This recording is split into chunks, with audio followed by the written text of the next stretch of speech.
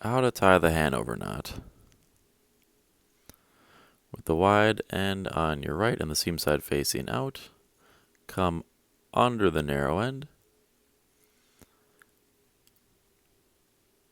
cross over the front, bring it up the hole,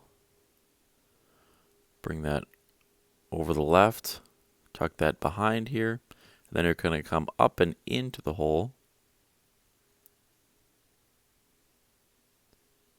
bring it over to the left, cross over the front, bring that up and through the hole,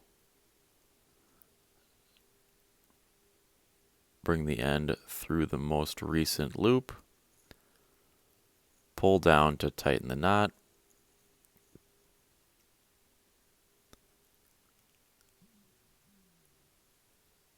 and cinch up to your collar.